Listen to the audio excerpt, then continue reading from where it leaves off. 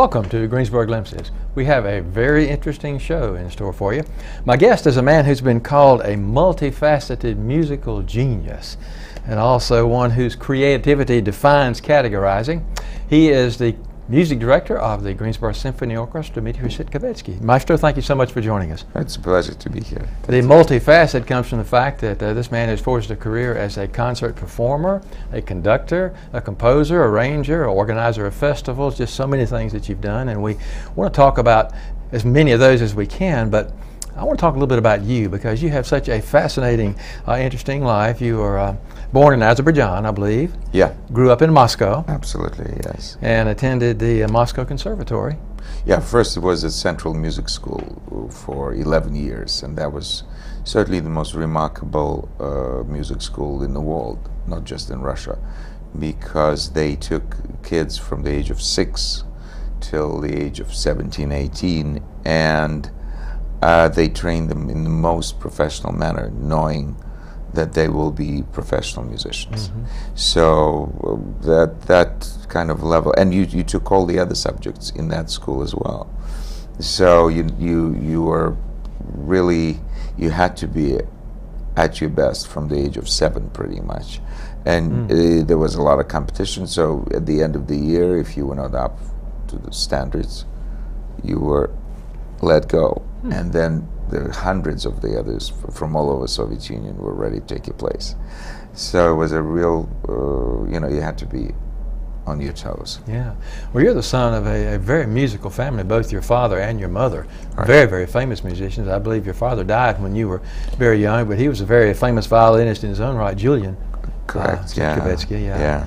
And I believe your association with him is mainly through his recordings and the mostly, legacy that he left. Mostly from many stories that musicians or various people who heard him told me. But I mean, I never really had a chance to get to know him well because I was only 3.5 when he died. But your mother is a very famous concert pianist, Bela Davidovich. In fact, I think you made your Carnegie Hall debut with her. That's correct. Yeah, many years ago. Yeah, that was. But is she still playing? Oh, very much so. Yeah. She'll be coming for the 3rd or 4th time to Greensboro this season in February to play the Mozart Great A Major Concerto. Oh. Absolutely, and she's 81 years of age, but she still concertizes and will be performing the same piece next month in Paris in a few weeks. Now they were called, I guess your family called the Russian musical elite, is that correct?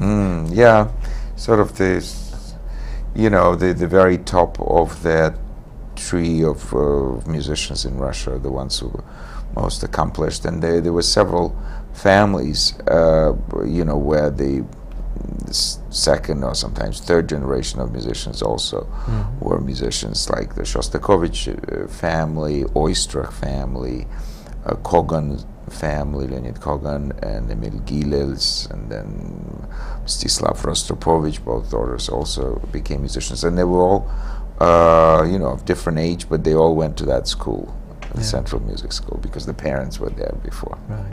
Okay, so after the Moscow Conservatory, I believe it was age 22, you left and came to the United States at a time when immigration, outgoing from Russia, wasn't even allowed. Is that correct?